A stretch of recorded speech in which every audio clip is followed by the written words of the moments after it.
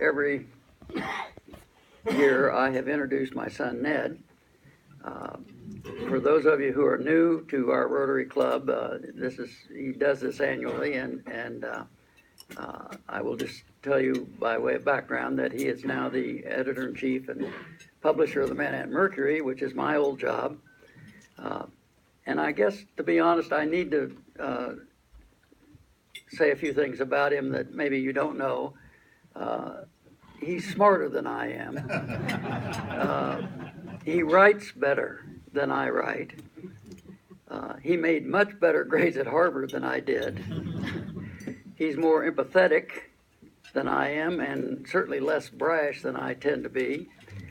And he beats me at tennis. All in all, he clearly takes more after his mother. So please help me welcome Karen Seaton's outstanding creation for his annual Year in Review.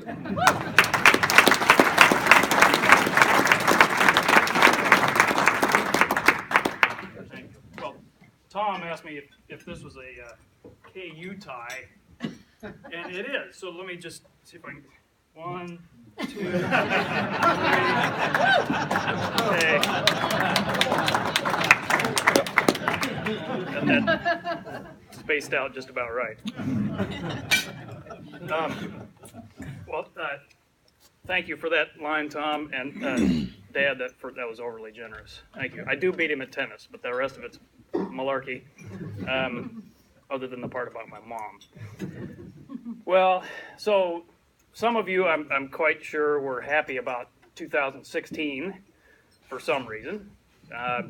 You may have put a bet down on the Cubs, or maybe you wanted to make America great again, or maybe you really just liked Pokemon Go. I don't know. 2016 was a fantastic year for me personally. Back to that later. But for the purposes of this speech, I got to tell you, it was kind of meh. I'm hoping Manhattan roars back to life in 2017. So what do I mean? Well, most of you probably know what this speech is about. If you're new to the club, let me first offer my condolences. Once you join the Noon Rotary, you know you're officially over the hill. You're officially stodgy. But I'll just go ahead and assume that you have some good reason to punish yourself. So, and anyway, if you are new, the truly old timers can tell you that this is really a stand-up gig, kind of a late night comedy session of insults, goofball stories from the past year, followed by a quick recitation of actual facts, and then some amateurish forecasting. Most of you could get up here and give the speech better yourself. So anyway, the key to making it any good is that the news has to supply the gags. And in past years, I've been able to tell the story of the guy who passed out and got locked in the trunk of the car wearing a blue dress. This is a fraternity guy. Last year I told the story of the guy at Stampede who had to go to the medical tent due to ingesting a cocktail of Adderall, vodka, and Viagra. Think about that for a while. I've told the story of the guy who got arrested for barreling down Bluemont Hill after ingesting something to assault the French fries at Sonic. The list of this sort of thing goes on. The armed robber who got caught because he had his name tattooed on his back. The bank robber who gave a deposit slip with his name and address on it to the teller to demand the money. The guy thrown in the slammer for a long time for armed robbery of the pizza delivery guy just simply to get away with the large pepperoni. Anyway, ask me later. I can give you more details on any of these, particularly about the French fries and the legendary tale of the blue dress. Joys of a college town, right? 2016, I got to tell you, was a little slow in that department. We did have the case of the guy who was arrested after stealing a car but then falling asleep in it.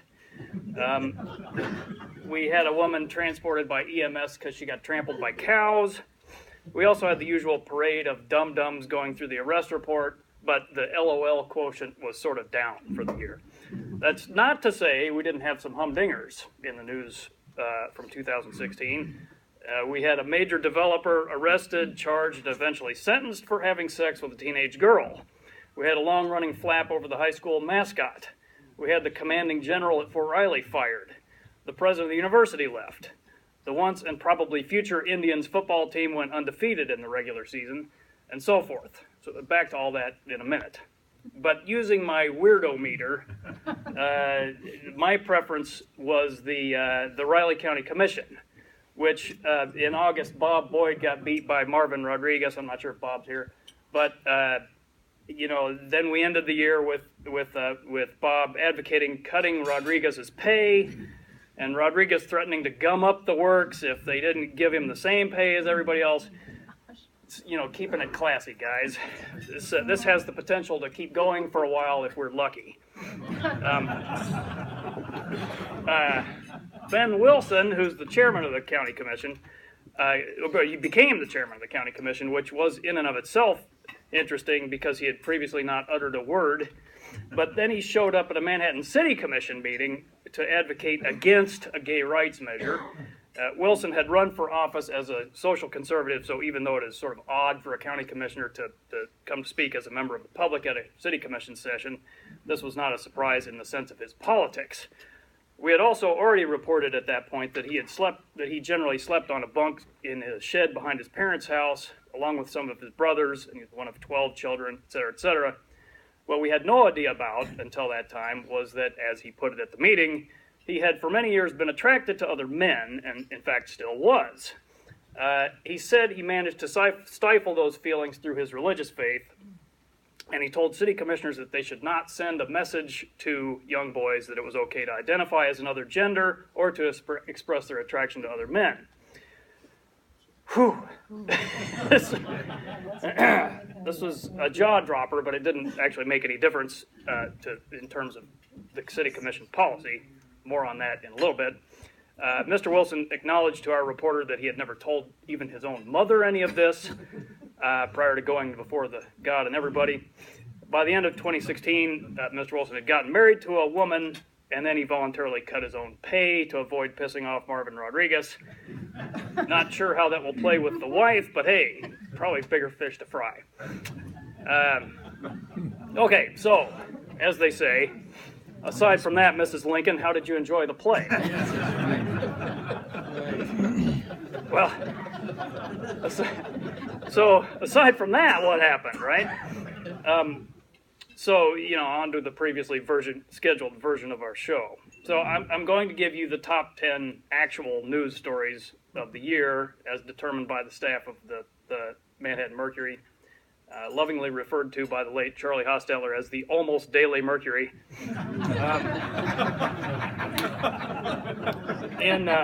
So this is the top 10 in reverse order from 2016.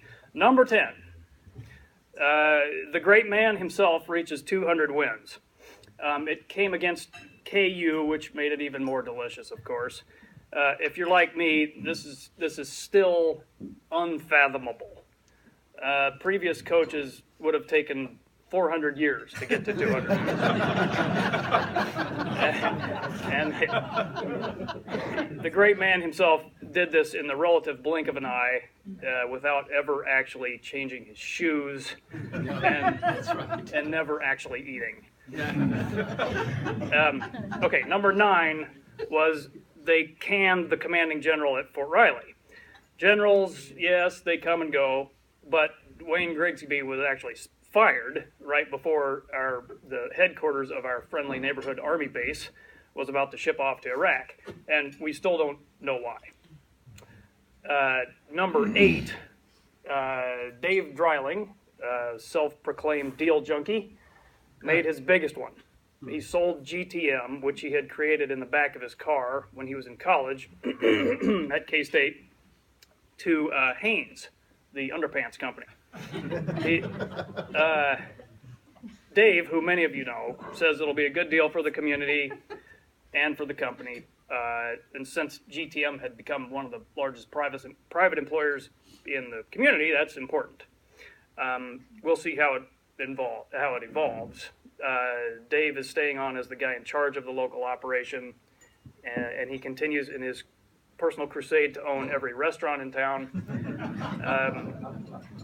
And his purchase, along with the Cox brothers, of Hibachi Hut from Ward Morgan was the kind of story that it represents some sort of harmonic convergence for local news consumers, but somehow it didn't make our top 10. I still don't understand that. Okay, number 7, K-State continued to open new buildings. Among others, Weefald Hall opened in the fall, the first new dorm in about half a century. John Weefald himself came to tour it with a Mercury reporter that you may have read about, which, as I'm sure you can guess, involved hugs and tears and every possible superlative ever created in the English language. I still miss John, but fortunately we have newsworthy reasons to revisit him now and then.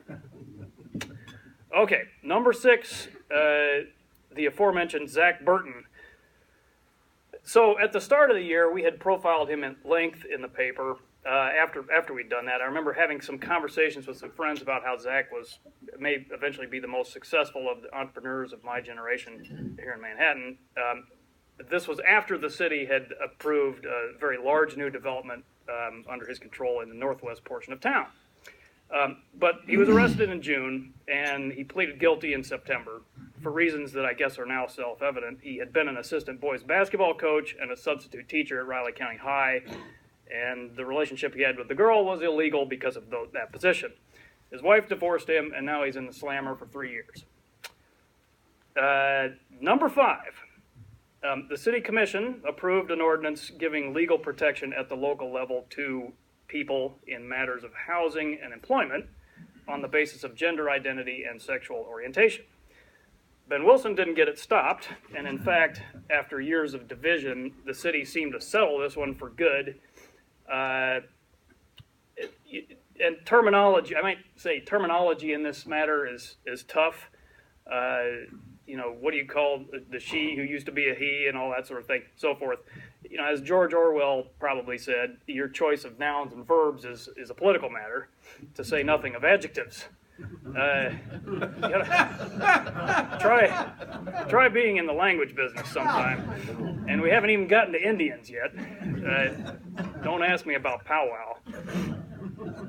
So, Varney's bookstore, number 4, Varney's bookstore, pillar of Aggieville for more than a century, went out of business in June.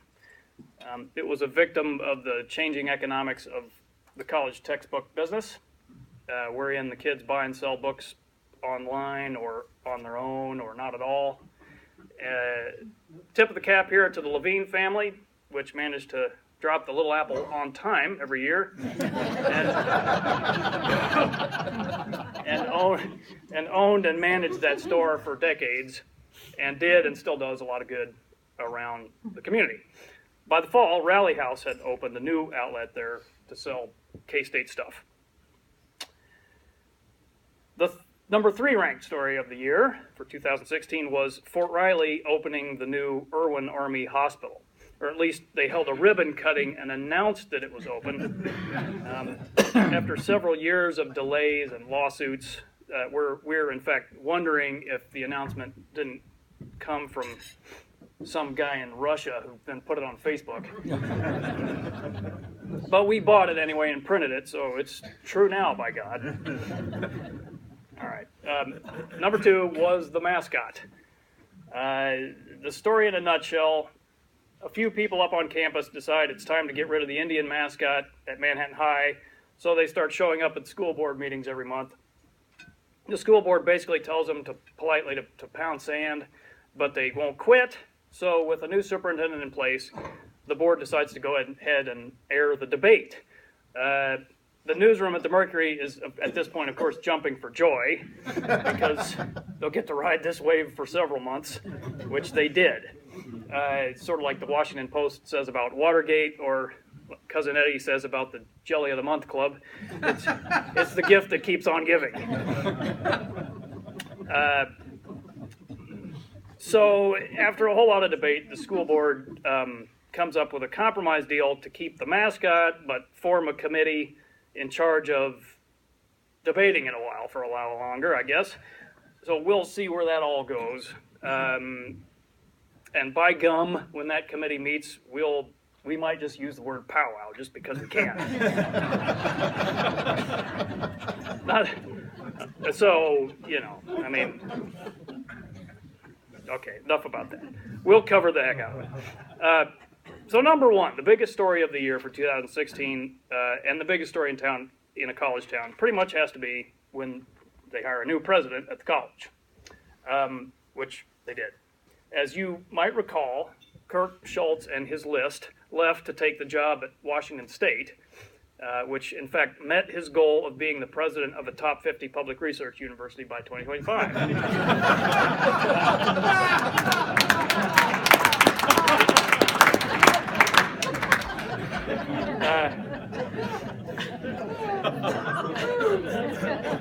So, yeah. Well, I think I hit a nerve here. And by the way, I need to credit Tom Roberts, who I think at the other Rotary last year said, "Do you see any major personnel changes coming at K-State next year?" I, of course, sat up here like a dummy. Huh? But he was right. Anyway, to plug the gap, retired Joint Chiefs Chairman Richard Myers took over as interim president. He's a K-State grad who had increasingly involved himself at his alma mater after knocking off at that minor gig of running wars in Afghanistan and Iraq. Evidently, he liked his time doing this, or else he figured the rent here was lower than McLean, Virginia. So he threw his hat in the ring for the full-time job. And, consider if you got a resume whose past experience involved running the most powerful military on earth. Well, okay, so he's the new president. You might note on this list the absence of a couple things. A year ago, I said that NBAF was the story of the decade, and probably, because I think it was the top story a year ago and had been several years. And now it's not even in the top 10, right? What gives? Well, basically nothing happened. I should say, after the money got approved and everything, it just sort of proceeded as a person would figure, which means there's just not much big news. It's still very important, and there will likely be big news before long. Not that I know anything, Tom, but I'm just saying it's important. So, that's the top 10. Where do we go from here? What will 2017 bring? That's not me, good. Let's start with NBAF, since we're there. So the number of workers up there is expected to edge up from about 200 to about 400, but it'll be 2018 and 19 when the big numbers on the construction project hit. So there's not a lot of headlines of just kind of marching along. So let's talk about K-State and Fort Riley, which are the big pillars here. The state budget, as you all know, is a total mess. There's a hole of about $350 million that the legislature has to try to plug starting next Tuesday, I believe. The Brown-Bakistan era is over, so the place will have to be run by coalition. So it seems reasonable to guess that there will be tax increases and budget cuts, both. Will higher education be spared from the cuts? That's the big issue to watch for K-State and for around here. K-12 education is, of course, important, but K-State is the big entity here, and that's what we want to pay attention to in the news business. K-State will also need to eventually allow concealed guns on campus unless the legislature decides to take up that issue, which could get very interesting if they start to back away on that requirement. So, other than that, the big issue on campus is the drive for 25. Or wait, that's in Pullman. Sorry. So it's the top 50, 2025, something like that. So Fort Riley, the headquarters brigade is currently in Iraq trying to retake Mosul. That's a big deal. Keep an eye on it. There is ongoing national debate about the federal budget and the debt, and of course we have a new president. There's been some movement recently, I guess, to freeze troop cuts. Hopefully more on that soon. But in the grand scheme of things, Congress at some point or another, is going to have to address the debt and the budget, and troop levels at a federal installation are a relevant factor. As I stand here right now, I don't have any reason to think there will be troop cuts at Fort Riley in any time that I'm aware of, or a BRAC or anything else. But down the road, that kind of thing is a possibility. So the year on the home front, Fort Riley will be occupied with the 100th anniversary of the founding of the 1st Infantry Division, and the 100th year since the entry into World War I. There will be a lot of stuff going on post to commemorate that, and it should be really cool stuff, especially if you're a history buff, or those of you who are in the room were in your early 30s at that time.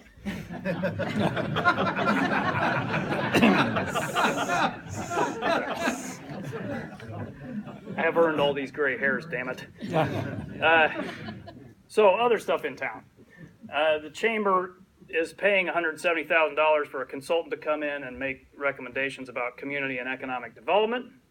It's supposed to take into account plans at K-State and Fort Riley, and it could provide us with an opportunity to think about the kind of community we want Manhattan to be over the next generation. Pretty cool thing. The key finding of this $170,000 project will probably be, hey, when is Red Lobster coming?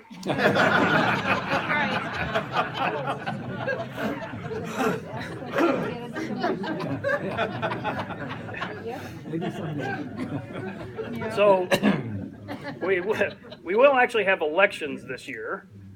Sorry about that. At least we won't have to deal with the Clinton-Trump being our choices again, which forced us to choose, as Dave Barry put it, between ointment and suppository.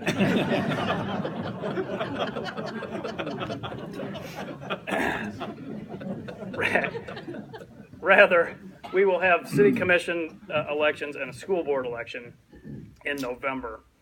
The legislature, in its infinite wisdom, moved local elections to November this year for reasons nobody can quite fathom. So at the city, the terms of Wynn Butler, Usha Reddy, and our own Karen McCullough are up. No announcement yet about other candidates, and I don't know, are you going to run again? Okay, yeah, I thought Karen's not going to run, so there's one opening anyway. That would have been your 27th term in public office? I was thinking Bruce Sneed might come back out of sheer jealousy. On the school board, the terms of Aaron Estabrook, Marcia Roselle, and Pat Hudgens are up. We don't yet know who's running, but if there's an office available, I'm guessing Aaron is running for it. That was a cheap shot. Speaking of the school board, we'll have the ongoing struggle over the Indian mascot. I was actually thinking that one way to solve all this and bring everybody together would be to call ourselves the Manhattan High Red Lobsters. We made it, right?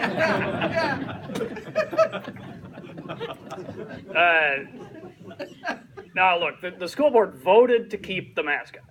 The committee is supposed to work on some stuff related to it and maybe reach some sort of consensus. It really is not terribly likely, and so the issue will probably become central to the elections in the fall, which means we might actually have a contested school board election for once. And on elections, one more thing, there will probably be a city bond issue proposal on the ballot to use see if I get this straight, quarter-cent sales tax currently used for the zoo and pools to be redirected to parks and rec facilities. This would basically create a couple of gyms at the middle schools and fix up the ancient stuff out at Seco, the baseball fields and the tennis courts, by God. So I can take down my dad out there. The school district is actually also talking about a bond issue, but that appears to be a little bit further down the road to fix up the elementary schools. Okay, so sports. First of all, it appears that the great man himself will be back for another year, and he'll have a second-year starter at quarterback. This has been a very good formula in the past, and I should say Jesse Ertz is not Michael Bishop in '98, or Jonathan Beasley in 2000, or L. Roberson in '03, or Colin Klein in 2012, or Jake Waters in 2014. But those are extremely high standards, and if he's anywhere in that conversation, the Cats could be pretty good. And he's tougher than I thought. It looked like he was going to fall apart real easy. That didn't happen. In basketball, as long as we don't have to travel to Lawrence, we should be fine.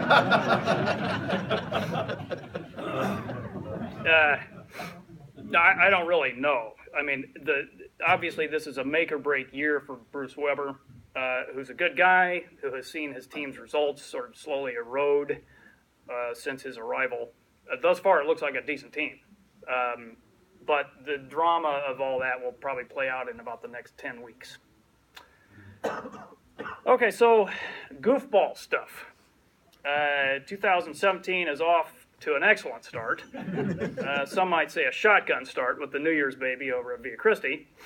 They dropped the ball. They dropped the ball on dropping the ball in Aggieville. So, hey, let's keep our fingers crossed, right? Could be a good omen. On a personal note, I need to say thank you very much to the former Angie Oakes, daughter of Ray and Sally Oakes, who many of you may know, former Allstate insurance agents here in town for a long time. It was Ray and Sally's 53rd anniversary yesterday. Well, Angie, who I knew a little bit way back in the mid-'80s when we were both Manhattan High Indians, became Angie Seaton in February. We got married.